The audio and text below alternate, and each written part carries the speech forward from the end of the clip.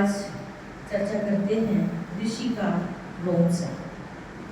ऋषिका रोमसा गुरु बृहस्पति की पुत्री दृष्टा ऋषि सिंधुराज भागयज्ञ की पत्नी थी। पुरुष प्रधान समाज में नारी वर्चस्व की प्रतिष्ठापित करने में अग्रगण्य रोमसा का संदेश कि नारी कम नहीं है। बुंदेलखंड के विंध्य क्षेत्र सारंगपन्ना से थोड़ी दूर बृहस्पति कुंड नामक निर्जन वन प्रांत में गुरु बृहस्पति का आश्रम तपोभूमि आज भी है, जहाँ रोमसा ने तपस्या की थी। बृहस्पति कन्या ऋषिका रोमसा बुंदेलखंड विंध्य क्षेत्र सारंग जिला पन्ना में सुप्रसिद्ध बृहस्पति की तपोभूमि शोभती। तपोमय जीवन की साधना सहजता से ब्रह्मवादिनी रोमसा आश्रम में पली बढ़ी।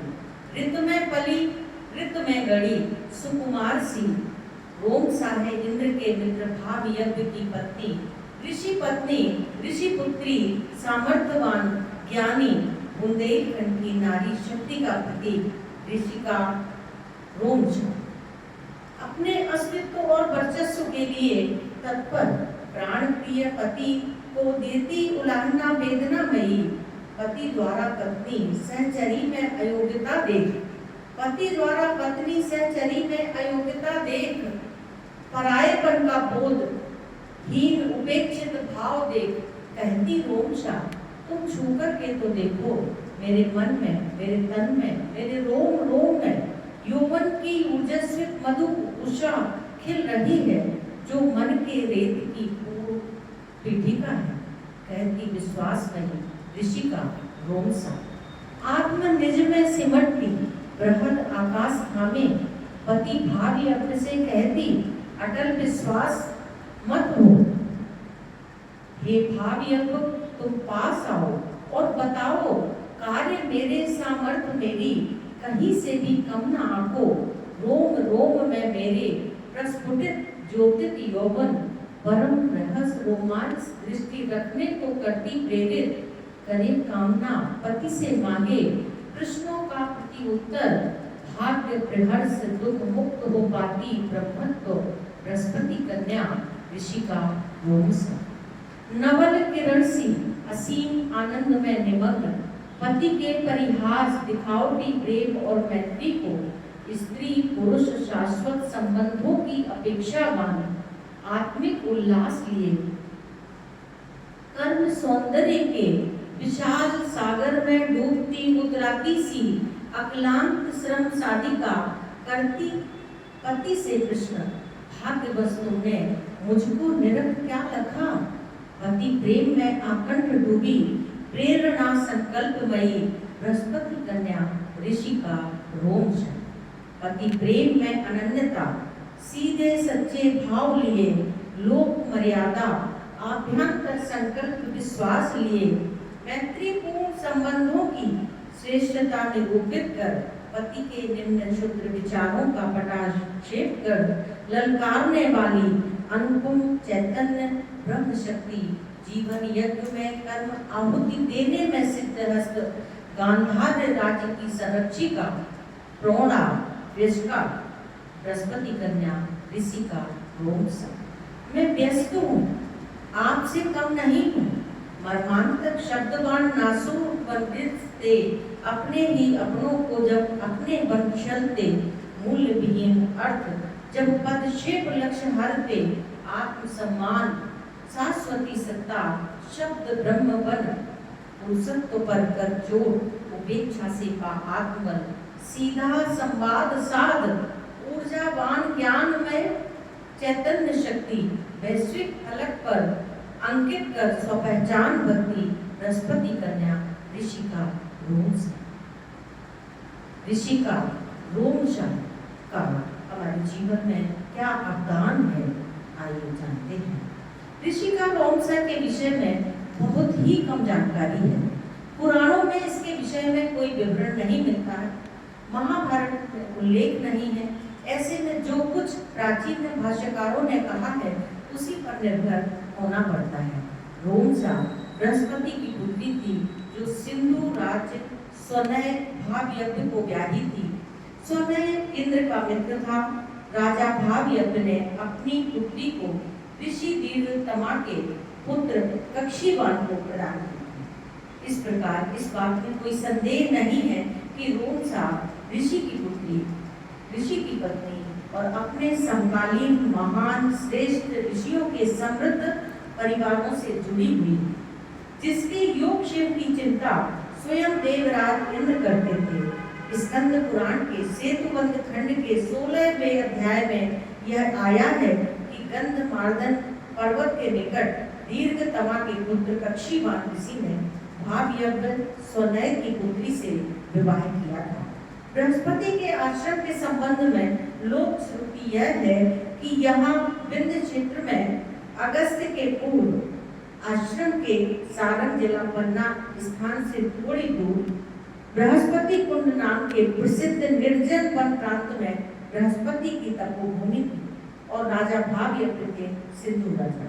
अतः रोमसा का शेष जीवन इन्हीं दोनों स्थानों में व्यतीत होने की संभावना की जा सकती है। यह संवाद पति पत्नी के बीच में है, उस पर कोई अनुचित का दोषारोपण किया ही नहीं जा सकता। वैदिक ऋषियों का जीवन सरल और सहज था, ना तो उसमें कुछ श्रृंखलता थी और ना ही अतिवर्जनाओं और झूठे इंद्रिय निग्रह का दुराग्रह। ऋषियों ने समग्र जीवन को उसकी संपूर्ण समरसता, सुसंगतता और परिपूर्णता में स्वीकारा था। ऋजुता से युक्त जीवन की यात्रा को ही उन्होंने स्वीकारी थी। शौनक ऋषि ने इस मंत्र के ऊपर अपनी बेबाक टिप्पणी में यही तो कहा है कि रानी रोमसा ने देवराज देवेंद्र के सखीत्वाद अथतानुवाच के कहने पर सा बाल भावात अथतम देवेंद्रम प्रति जगात कहा था। यहाँ वक्ता देवेंद्र और उत्तरदात्री रोमसा की मना स्थितियों की ऋजुता को ही रेखांकित किया गया है। ग्रिफिथ महोदय इसके अनुवाद में पूर्ण रूप से भ्रमग्रस्त थे। उन्होंने मंत्र का अनुवाद तो किया ही नहीं, हाँ परिशिष्ट में टिप्पणी देते हुए कुछ उल जलूल बातें कहती हैं, जैसे कि ये दो मंत्र गणरियों के गीत प्रतीत होते हैं और छंद की दृष्टि से इन्हें प्रकरण से विच्छिन्न होना चाहिए।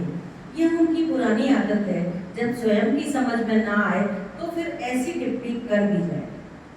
उन्हें ऋग्वेद के निर्दिष्ट सूत्रों के भाष्य लिखने में भी जब दीर्घतमा के ब्रह्मेद रूप मंत्रों को और वेद के अर्थ को समझने में दिक्कत हुई तो फिर कुछ ऐसी टिप्पणियां उन्होंने की जिनका कोई संदर्भ नहीं था। यहाँ वे गांधारी नाम अबिका के प्रयोग से रोमसा को शायद गणरिया की पुत्री मानने को प्रेरित हुए हों, तो उन्हें समझना चाहिए कि क्या वे ऋषि अगस्त को शराब बनाने वाला कारीगर कहेंगे, क्योंकि उन्होंने बड़ी बारीकी से शराब को उचित प्रकार के बर्तनों में रखने का वर्णन किया है। और तो और स्वयं शायणाचार्य जो अभी अभी हुए हैं, जिनका जीवन पूर्ण रूपेण ज्ञात है कि वे विजयनगर जैसे समृद्ध राज्य के राज्य मंत्री तथा वैदिक यज्ञों के तत्ववेत्ता थे। वे समृद्ध कुल में जन्मे थे, समृद्धि में आकंठ जीवन बीता था। क्या वे गणरिया थे जो उन्होंने भेड़ों के विषय में ऐसी विशिष्ट बातें लिखी हैं, जैसे गांधारी नाम गांधार्यता अभियोमेशा यथा रोमसा तथा स्मी। गांधारी नाम स्त्री नाम अविवेक्यत तर्पयन्ति योनिरतासाम अपृष्ठम रोमादि विक्रस्य शास्त्रे विशिष्टत्वात् योनि रोमसा भवति। अतः सोम की नियम और वे ही आश्चर्य लिखते हैं यादवी की व्याख्या, तो फिर हम उन्हें क्या गणरिया घोर चरित्र भ्रष्ट कहेंगे। दूसरी बात ग्रिफिथ ने छंद की कही है। इस सूक्त के प्रथम 5 मंत्रों के ऋषि हैं कक्षीवान और भावयज्ञ स्वनय की प्रशंसा करते हैं। भावयज्ञ है देवता, छंद है दुष्ट का प्रयोग होता है पराक्रम और बल के वर्णन में। बलम वै वीर्यम दृष्टो तथा वीर्यम वै दृष्टो, इस दृष्टि से छंद का प्रयोग समीचीन है। मंत्र क्रम 6वें और 7वें में क्रमशः ऋषि भावयज्ञ एवं रोमसा है तथा भावयज्ञ ने रोमसा को 6वीं ऋचा में संबोधित किया है। तथा सातवीं में रोमसा ने अपने पति भावी यज्ञ को संबोधित किया है। इसीलिए वे देवता हैं, दोनों में प्रेमालाप है। अतः यहाँ छंद का उसके ही अनुकूल चयन हुआ है। छंद है अनुष्टुप। अनुष्टुप छंद है प्रेम के देवता मित्र का छंद। अनुष्टुप मित्रस्य पत्नी। यही नहीं, वह सोम देवता का जो आनंद के अधिपति हैं उनका भी छंद है। अनुष्टुप सोमस्य छंदा। इस प्रकार इन दोनों मंत्रों के लिए अनुष्टुप छंद का चयन पूर्णतः रूप समृद्धि करने वाला ही है। रोमसा के एकमात्र मंत्र के प्रभाव को कुछ विद्वान समीक्षक कोमल कमनीय अर्थगर्भित शब्दों के सुपर्ण की सहायता से काव्य प्रेमियों को आनंद लोक की रहस्यमय यात्रा कराने में पूर्ण सक्षम वर्तमान युग के महाकवि जयशंकर प्रसाद की श्रद्धा के स्वरूप में वर्णन की पृष्ठभूमि में देखते हैं। कवि जयशंकर प्रसाद जी ने लिखा है, मसृण गांधार देश के नील, रोम वाले मेषों का चर्म ढक रहे थे उसका वपुकान, बन रहा था मन कोमल वर्ण। ये कमाई से लिया है श्रद्धा सर्विस। रोमसा के मंत्र में पाठक स्वयं देखें कि किस प्रकार गहन विचार शब्दों के बीच गुंथे रहते हैं। छंद की ध्वनि वे अभी सुन चुके हैं। अब भाष्यकारों के विचार सुने। श्री सात को लेकर किसी पद को अपने स्थान से हटाते नहीं हैं, बस वे परामर्श का अर्थ परामर्श करते हैं जो सहज है। इसी प्रकार वे तद्भ्राणी जिसका अर्थ अल्प है उसको स्वीकारते हुए कार्यों को जोड़ते हैं। अर्थ अलग अर्थ देने लगता है। संदेश निकलता है कि रोमसा अपने पति भावयज्ञ से कहती है, मुझे प्रौढ़ मानो, मुझसे परामर्श करो, मैं किसी भी प्रकार अवमानना उपेक्षा की पात्र नहीं हूँ। जो आज के युग में भी समाज के लिए एक समसामयिक संदेश है। महर्षि दयानंद सरस्वती जी भी परामर्श का अर्थ विचार करना, परामर्श करना ही मानते हैं। वे भी तद्भ्राणी अल्पानी के साथ कर्माणी यानी कर्म जोड़ते हैं। यही नहीं, वे रोमसा को प्रशस्त लोमा, खूब अच्छे बालों वाली और गांधीर नाम की अविका का अर्थ करते हैं। यथा पृथ्वी राज्य धृति नाम मध्य रक्षिका, जैसे पृथ्वी के राज्य को धारण करने वाली स्त्रियों के बीच में प्रमुख रक्षिका पालिका होती है वैसे। और वे महर्षि फिर स्वयं ही संदेश देते हैं कि पति कहे कि पति महोदय मैं आपसे न्यून नहीं हूँ, अहम भक्तो न्यूना नास्मि, आप पुरुषों के न्यायाधीश हैं तो मैं भी स्त्रियों की न्यायकारिणी हूँ। यथा भगवान पुरुषाणां न्यायाधीशो अस्ति तथा अहम स्त्रीणां न्यायकारिणी भवामि। यथा पूर्वा राजपत्न्यां प्रजास्थानां स्त्रीणां न्यायकारिण्यो अभूवन् तथा अहम अपि स्यामि। इस प्रकार पाठक विचारे।